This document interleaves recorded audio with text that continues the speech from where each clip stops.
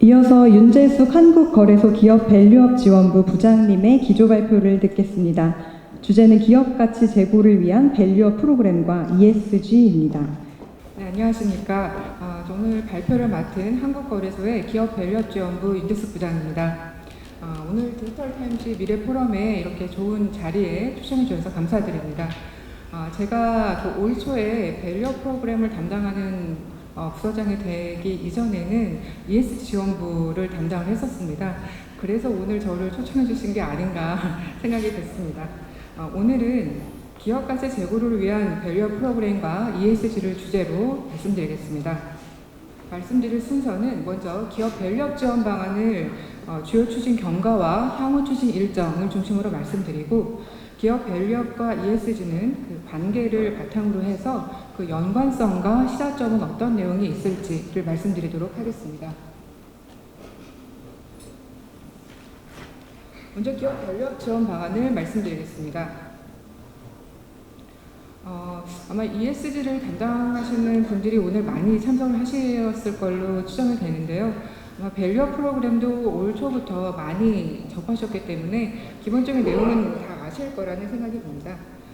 먼저 이 프로그램을 추진하게 된 배경을 간단히 소개해드리면, 우리 경제 구조가 인구 구조 변화와 생산성 둔화로 저성장 기조가 지속되고 있습니다. 이러한 고령화 추세를 감안했을 때 자산 소득을 통한 안정적인 현금 흐름 확보가 필요한 시점입니다. 그러나 우리나라의 가계자산 비중을 보게 되면 금융자산 비율이 35.6%로 10년 전과 비교해서는 증가를 했지만 미국이나 일본과 같은 주요국을 대비하면 2배 가까이 낮은 수준입니다. 이러한 경제 구조를 감안을 하면 자본시장 저평가 해소를 통해 기업의 자금 조달이나 성장, 투자자의 성과 향후의 선순환이 필요한 시점이라고 볼 수 있습니다. 자본시장 측면에서도 우리 시장은 그간의 양적 성장에도 불구하고 저평가 현상이 지속되고 있는데요. 먼저 시가총액의 경우 23년 기준 약 2,500조 원으로 GDP 대비해서 116%로 주식시장이 실물 경제를 상회하는 수준까지 성장하였습니다. 그리고 상장기업 수도 지난해 말 기준으로 약 2,500사를 넘어서 글로벌 7위 수준입니다. 이에 반해서 주요 투자 지표인 PBR과 PER은 주요국 대비해서 여전히 저평가되어 있는 상태입니다. 특히 금년도의 글로벌 증시 상승률을 살펴보면 국내 증시가 하반기에 들어와 부진한 상황을 보이고 있고, 그 이후로는 반도체 등 주도주의 부진, 경기 침체 우려 등으로 그와 함께 또 외국인이 순매도세로 전환하는 등의 이유로 주요 증시와의 격차가 벌어지고 있는 상황입니다. 정부와 거래소는 이러한 코리아 디스카운트 현상을 해소하기 위해서 외국인 투자자의 시장 접근성 제고, 기업 지배구조 개선 등 다양한 제도 개선을 추진해 왔습니다. 그럼에도 불구하고 여러 연구 결과에 따르면 미흡한 주주 환원이나 저조한 수익성, 성장성, 후진적인 지배구조, 이러한 문제들이 여전한 디스카운트 원인으로 지적되고 있습니다. 이에 따라서 기업 스스로 자본 효율성과 지배구조를 개선하는 노력이 중요한 시점이라고 보여지고 있습니다. 이에 따라서 정부와 거래소는 상장기업, 투자자, 그리고 거래소 및 유관기관을 주체로 주주가치를 존중하는 기업 문화로 변화하자는 올해 2월 기업 밸류업 지원 방안을 마련하게 되었습니다. 그간 2차례의 세미나를 통해서 기업가치 제고계획 가이드라인을 5월 27일에 발표를 하였고, 기업들은 공시를 시작하였습니다. 그리고 지난 9월 말 코리아 밸류업 지수도 발표한 바 있습니다. 그럼 그 5월 말 이후에 발표된 기업가치 제고계획에 대해서 말씀드리겠습니다. 기업가치 제고계획의 수립은 코스피, 코스닥 상장사를 모두 대상으로 합니다. 기업은 기업가치의 현황을 진단하고 개선계획을 수립, 공시하고 또 이행하고, 이를 주주 투자자와 적극적으로 소통하는 것을 골자로 하고 있습니다. 특히 기업가치 제고계획은 이사회의 참여가 매우 중요한 부분이기 때문에 이사회를 중심으로 기업가치 제고계획을 수립하고 이행을 점검하도록 권고하고 있습니다. 오른쪽에 밸류업 공시 현황 분석을 보시면 어제자 기준으로 총 64개 기업이 밸류업 공시를 하였습니다. 공공시가 34개, 예고 공시가 30개입니다. 주요 공시 특징을 살펴보면 전체 공시 기업의 88%가 코스피 기업으로 코스피 기업 중심으로 공시가 이루어지고 있습니다. 기업 규모를 봐도 10조 원 이상이 34%, 1조 원 이상이 30%로 아직은 프로그램 시행 초기 단계임을 고려했을 때 대형 상장사 위주로 공시가 이루어지고 있습니다. 업종의 경우는 아직까지 금융업이 30%로 상대적으로 PBR이 낮은 기업 위주로 공시를 적극적으로 하고 있습니다. 그리고 이사회의 보고나 결의를 거쳐 공시한 기업이 전체의 75%를 차지하고 있는 점은 매우 고무적이라고 할 수 있습니다. 다음은 밸류업 공시에 관련한 인센티브와 지수 관련 내용입니다. 정부는 기업의 자발적인 참여를 독려하기 위해서 세제 혜택 등 인센티브를 제공하고자 하고 있습니다. 지난 7월 기획재정부는 역동경제 로드맵을 통해서 밸류업 공시를 하고 주주 환원을 확대한 상장기업을 대상으로 법인세, 배당소득세, 상속세를 경감하는 것을 골자로 하는 세제 혜택안을 발표하였고요. 현재 국회에 관련 법안이 논의 중에 있습니다. 거래소도 정부의 이 법안 관련 논의에 적극적으로 협조하고 있는데요. 조속히 긍정적인 결과가 나와서 기업들에게 강력한 유인책으로 작동할 수 있기를 바랍니다. 또한 거래소는 밸류업 실적이 우수한 기업에 대한 표창을 매년 5월마다 시행할 예정입니다. 표창 기업에는 표에서 보시는 바와 같이 다양한 인센티브도 제공할 예정입니다. 그리고 거래소는 지난 9월 24일에 기업가치 우수 기업에 대한 투자를 활성화시키기 위해서 코리아 밸류업 지수를 발표하였습니다. 해당 지수는 시가총액, 거래대금 등 규모 요건하고 수익성, 주주환원, 시장평가, 자본효율성 등 다양한 질적 요건을 충족하는 100개 종목을 구성 종목으로 선정하였습니다. 특히 당시 조기 공시기업을 특례 편입하는 등 밸류업 공시기업의 편입을 우대한 바가 있습니다. 향후에도 밸류업 지수는 매년 한 번씩 6월에 리밸런싱을 하게 되는데요. 그 해당 기간에 공시한 기업의 편입을 우대하고 공시를 하지 않은 기업은 편출을 시키는 방향으로 운영할 계획입니다. 해당 밸류업 지수는 앞으로 상장 기업의 어떤 강력한 공시의 요인이 될 수 있을 것으로 생각하고 있습니다. 그리고 발표된 밸류업 지수를 추종하는 ETF 상품도 지난 11월 4일 12종목이 5천억 원 규모로 상장이 되었습니다. 그리고 이와 함께 거래소와 증권 유관기관이 공동으로 기업 밸류업 펀드라고 정책 펀드를 출시하였는데요. 지금 준비 중에 있는데 총 규모는 약 2천억 원 규모로 밸류업 지수를 추종하는 ETF와 또 밸류업 지수에 속해 있는 구성 종목들, 그리고 공시는 하였지만 어떤 최소 요건에 부합하지 못하여 편입되지 못한 종목에도 투자할 수 있도록 해당 펀드를 운영할 예정입니다. 네, 다음은 밸류업 통합 페이지 등 관련 사항입니다. 혹시 그 밸류업 관련해서 저희 거래소의 밸류업 통합 페이지를 이용해 보셨는지 궁금한데요. 그 거래소에는 상장 기업들이 공시한 내용을 전자공시 시스템을 통해서 제출하고 투자자에게 보여주는 카인드라는 그 홈페이지가 있습니다. 해당 페이지에 그 밸류업 통합 페이지를 만들어서 저희가 그 밸류업 공시의 실시간 현황, 그리고 여러 가지 주요 지표, 예를 들면 PBR, PER, ROE, 배당 성향, 배당 수익률과 같은 주요 지표도 기업들 간에 비교해서 보실 수 있도록 제공하고 있습니다. 그리고 추가적으로 연말까지 어떤 기업의 주주 환원이나 밸류업에서 굉장히 중요한 지표가 될 수 있는 총 주주 수익률 TSR도 추가하여 제공할 예정입니다. 그리고 기업을 지원하는 측면에서는 중소상장 기업이 밸류업 프로그램에 쉽게 참여할 수 있도록 1:1 맞춤형 공식 컨설팅도 제공하고 있습니다. 현재 코스피 코스닥에 60여사가 참여하고 있습니다.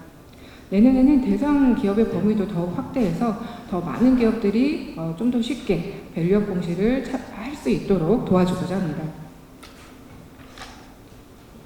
네, 이에 이어서 거래소는 상장기업 대상 여러 형태의 간담회나 공시 담당 임직원을 대상으로 한 공시 교육, 사회사를 포함한 이사회 멤버 대상의 설명회, 안내 프로그램도 다양하고 지속적으로 제공하고 있습니다.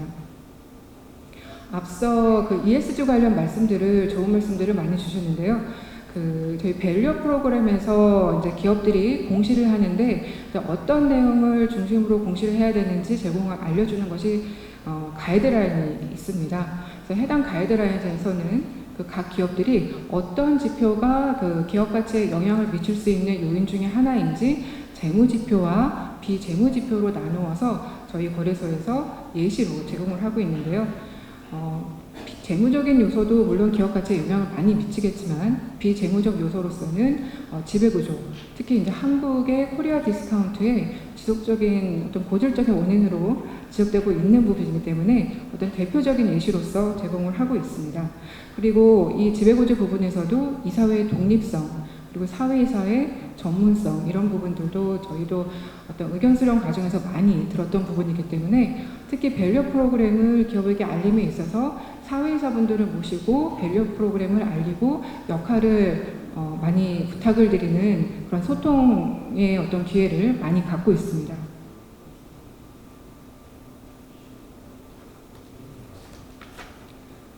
네, 다음은 밸류업 프로그램을 시행한 이후의 시장 현황을 살펴보겠습니다. 아시다시피 상반기에는 외국인 순매수 증가로 지난 7월에는 외국인 누적 순매수가 25조 원을 기록한 바도 있습니다. 하지만 하반기 들어서 우리 증시는 주도주의 부진이나 경기 침체 우려 등으로 외국인이 순매도세로 전환을 하였고 주요 대비해 주가 수익률도 저조한 부진한 상황입니다. 하지만 지난 11월 1일 기준으로 밸류업 공시기업의 연초 대비 평균 주가 수익률을 살펴보시면 연초 대비 17%로 지금 코스피 시장 수익률 대비해서 초과 수익률을 시현을 하고 있습니다. 그리고 가까운 일본의 사례를 보아도 일본이 우리와 유사한 소위 이제 밸류업 프로그램을 23년 3월부터 시행하였는데요. 시행한 해의 4월부터 12월까지 공시한 기업과 공시하지 않은 기업 간의 수익률을 비교했을 때 공시한 기업이 주가 수익률이 38%로 10% 이상의 초과 수익률을 보인 바가 있습니다. 이는 밸류업 공시를 함으로써 주주들이나 투자자랑 소통해서 시장으로부터 어떤 긍정적인 어떤 평가를 받았다는 유의미한 통계 수치로 볼 수 있을 것 같습니다.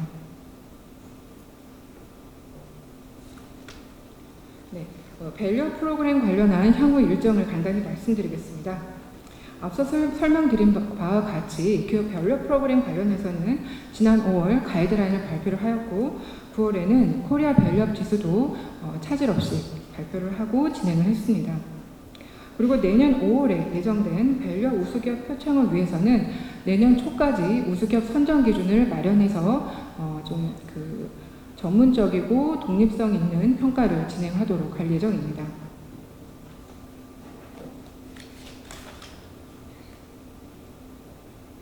네, 다음으로는 기업 밸류업과 ESG 부분입니다.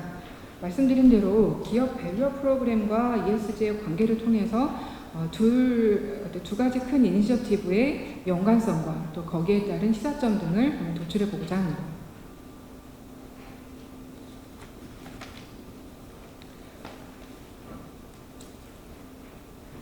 기업가치 제고 계획은 상장 기업이 기업 가치를 제고하기 위해서 자발적으로 수립하는 발전 전략이다 라는 것이 저희 거래소가 발표한 가이드라인상의 소위 기업가치 제고 계획의 정의입니다.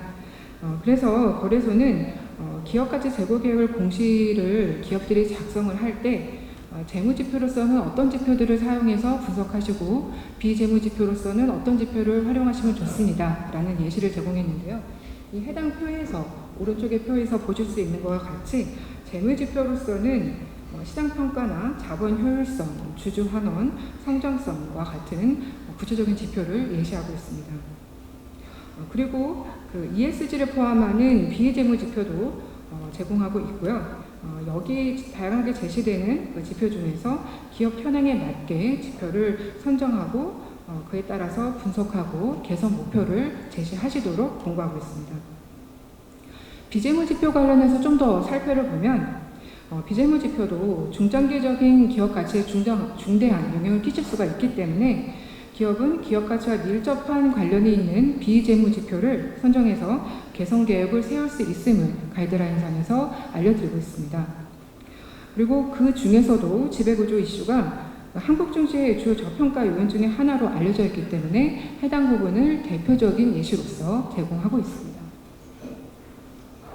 다음 페이지에서 좀 더 자세하게 말씀드리면 저희는 그 지배구조를 그 기업들의 어떤 그 비재무적인 그 현황을 분석하고 또 앞으로 미흡한 면을 어떻게 개선하십시오라는 예시로 제공을 했는데 사실 기업들 입장에서는 지배구조라는 개념이 굉장히 그 광범위한 개념인데 그 많은 지배구조적 요소 중에서 어떤 요소들을 가지고 우리가 분석을 하고 개선할 목표로 삼을 수 있을까요? 라는 질문을 주셨습니다. 그래서 저희도 많은 고민을 하면서 기업들이 그래도 가장 쉽고 좀 더 명확하게 참고할 수 있는 어떤 예시 지표를 찾아봤는데요. 그 첫 번째 것이 기업 지배구조 보고서입니다. 아시다시피 기업 지배구조 보고서는 거래소의 코스피 상장기업 중에 자산 총액 5천억 이상 기업들이 의무적으로 연 1회 제출을 해야 되는 보고서입니다. 주로 이 가운데 표를 보시면 주주의 권리나 이사회의 독립성, 감사비의 독립성 등을 중심으로 해서 여러 가지 기업들이 상법이나 관련 법상이나 아니면 연성규범상에 지켜야 될 어떤 그런 기준들을 제시하고 그 기준들을 준수하고 있는지를 COE 방식, 준수하고 있으면 준수하고 있다. 만약에 준수하지 않으면 그 이유를 적시하는 형태로 공시를 하게 하고 있습니다. 그래서 가장 기업에게는 지배구조적인 지표로서 좀 친근하다라고 판단을 했기 때문에 지배구조 보고서상의 15개의 핵심 지표에 대해서 준수하고 있는지 그 지표를 기준으로 한번 분석을 해보고 부족한 부분은 거기에 따라서 개선 목표를 잡아보십시오 라고 저희가 예시로 제공을 하였습니다. 대표적인 예시를 살펴보면 먼저 주주의 권리 관련해서는 전자투표를 실시하고 있는지 그리고 현금 배당 관련해서 예측 가능성을 제공하는지 즉 먼저 그 배당 금액을 알려주고 그 이후에 배당 기준을 잡도록 하는 이번에 개선한 절차이고요. 이사회 관련해서는 최고 경영진의 승계 정책을 마련하고 있는지 아니면 사회이사가 이사회의 의장을 맡고 있는지 등의 이런 요소들을 지배구조 보고서의 핵심 지표에서는 예시로서 제공을 하고 있습니다. 그래서 기업들은 이러한 15개의 핵심 지표를 예시로 삼아서 우리 기업이 이 핵심 지표 15개 중에서 몇 프로를 준수하고 있다라고 판단을 하면 지배구조 현황을 분석하실 수 있고요. 앞으로 이것을 몇 프로 더 준수율을 올리겠다라는 개선 계획을 제시하실 수 있는 것입니다. 실제 기업들이 이 지배구조 보고서의 핵심 지표 준수율을 활용을 하고 있는데요. 다음에 공시 사례에서 말씀드리겠습니다. 그리고 오른쪽을 보시면 그 외의 환경과 사회적 지표 관련 부분인데요. 기업에 따라서 탄소 배출량과 같은 환경이나 사회적 책임 등 기타 비재무 분야도 기업 가치에 미치는 영향이 클 수가 있습니다. 이런 경우에는 관련 지표를 역시 기업 가치 제고와 어떤 연계를 해서 그 중요성을 분석해서 공시하시고 또 향후의 개선 목표도 제시하시도록 하고 있습니다. 그럼 실제 그 상장 기업들이 밸류업 공시상에서 ESG적인 요소를 어떻게 기업가치 제고 계획에 반영해서 공시했는지를 살펴보겠습니다. 먼저 K사의 경우에는 앞서 설명드린 기업 지배 보고서의 핵심 지표 준수율을 점검하는 방식으로 지배구조 구준의 현황 수준을 분석하였습니다. 보시면은 22년도에는 66.7%고 23년도에는 66.7%이다 라고 현황 분석을 제시하였는데요. 22년 같은 경우에는 개선한 부분으로서 사회이사를 이사회 의장으로 선임하였다. 그리고 23년에는 여성 사회이사를 선임하고 최고 경영자 승계 정책을 마련하였다라는 현황을 투자자들에게 알려주고 있습니다. 다음은 코스닥 상장사인 F사의 사례인데요. 말씀드렸다시피 코스닥은 지배구조 보고서의 제출 대상은 아니십니다. 하지만 그 코스닥 상장사도 그 현행 그 핵심 지표를 참고해서 준수율을 지금 현재 우리 기업에 대비를 해보니 현재는 몇 프로이고 앞으로 25년까지는 53%, 28년까지는 80%까지 준수율을 올리겠다라는 개선 목표를 제시하셨습니다. 그리고 실제 지배구조 개선 과제로서 25년에는 이사회 의장과 대표이사를 분리하겠다. 그리고 부적격 임원 선임 방지 정책을 수립하겠다라는 구체적인 목표도 핵심 지표를 참고하여서 제시를 한 바 있습니다. 다음은 환경과 사회적 부분입니다. 그 엘사의 계열사들 같은 경우에는 ESG 계획을 포함해서 기업가치 제고 계획을 수립하였는데요. 먼저 그 2040년도까지 탄소 중립 목표를 달성하고 플라스틱 사용량을 감축하겠다라는 환경, 사회 부분의 목표를 제시를 하였고요. 또 G, 거버넌스 부분에 대해서는 역시 지배구조 보고서 그 핵심 지표의 준수율을 제시를 하셨고 앞으로 24년도에는 80%까지 올리도록 하겠다라는 그 예상치까지 제시를 하셨습니다. 네, 이와 같이 지금 현재까지는 사실 본공시한 기업의 수가 이렇게 많지는 않습니다. 그리고 주로 지금까지 밸류업 공시를 한 기업들은 PBR이나 ROE 아니면 COE를 중심으로 해서 기업의 자본 효율성을 분석해서 우리 기업의 어떤 ROE라든지 어떤 주가 수준을 어느 수준까지 올리겠다라는 재무 효율성 부분에 대한 목표를 기본적으로 많이 제시하고 계시고요. 그 지배구조적 부분도 물론 다루시곤 계시지만 아직은 그 일부 기업들이 지배구조의 개선 목표를 제시하고 계십니다. 그리고 이 제시를 하실 경우에도 지배구조 보고서의 핵심 지표라든지 저희 가이드라인상에 제시하는 여러 가지 예시들을 함께 활용하고 계십니다. 그러면 마지막으로 저희가 계속 지배구조 보고서를 설명을 드렸는데요. 그럼 그 기업가치 제고계획 가이드라인에서 말하고 있는 이런 내용들, ESG 관련 내용들을 지배구조 보고서에서는 어떻게 반영을 하고 있는지를 말씀드리겠습니다. 실제 밸류 프로그램이 시행된 금년도에 그 밸류업 관련 내용을 기업 지배구조 보고서 가이드라인상에 반영하는 개정 작업을 하였습니다.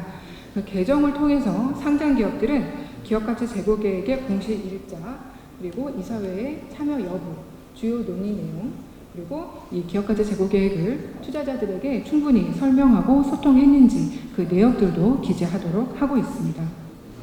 그래서 사실 밸류업 프로그램과 지금 현재로서는 지배구조 보고서상의 어떤 이사회의 참여 여부라든지 이런 것들이 서로 연계돼서 함께 공시되고 있는 것으로 이해하시면 좋을 것 같습니다. 네, 오늘 주제가 밸류업 프로그램과 ESG의 어떤 교집합으로 이제 알고 있습니다. 근데 사실 밸류업 프로그램 관련해서는 그 밸류업 프로그램은 주요 타겟이 그 기업의 주주, 그 투자자의 어떤 가치를 제고하기 위해서 어떤 기업의 어떤 주가 수준을 내재 가치 이상으로는 올리자라는 어떤 기본적인 목표를 갖고 있습니다. 그것을 위해서 자본 효율성이라든지 지배구조 부분이라든지 어떤 미흡한 부분을 개선해서 그 기업의 그 어떤 내재적 가치를 그 주가 수준을 내재적 가치 수준으로 끌어올리자라는 게 기본 목표입니다. 근데 이에 반해서 그 ESG 같은 경우는 물론 기업의 지속적인 성장을 목표로 한다는 부분에서는 어떤 같은 목적을 갖고 있고 또 ESG 요소도 밸류업에서 다 커버하고 있는 중요한 기업 가치에 영향을 미친 요소라는 점에서 공통점이 있습니다. 네, 다만 그 ESG는 좀 많이 설명을 주셨지만 주주뿐만 아니라 그 회사에 관계된 모든 스테이크 홀더라고 하죠. 이해관계자의 전체에 대한 이익도 함께 고려해서 더 넓은 어떤 그런 리스크 요인이나 기회 요인 또 앞으로의 대응 전략을 공시하도록 하고 있는 점에서 좀 더 넓게 좀 검토하고 정보를 공개하는 부분이 있을 것 같습니다. 실제 기업 입장에서는 이것이 좀 중복적으로 부담이 되는 게 아니냐라고 좀 고민할 수 있는데요. 지금으로서는 그 밸류업 공시와 또 기업들이 지금 하고 계시는 지속가능 경영 보고서, 그다음에 지배구조 보고서도 그 각각 보고서의 어떤 그 목적성이 좀 명확한 상황이고, 지금 모두 좀 초기에 진행하는 단계이기 때문에 일단은 독립적으로 각자 그 보고서가 자리 잡을 수 있도록 좀 추진해야 할 계획을 갖고 있습니다.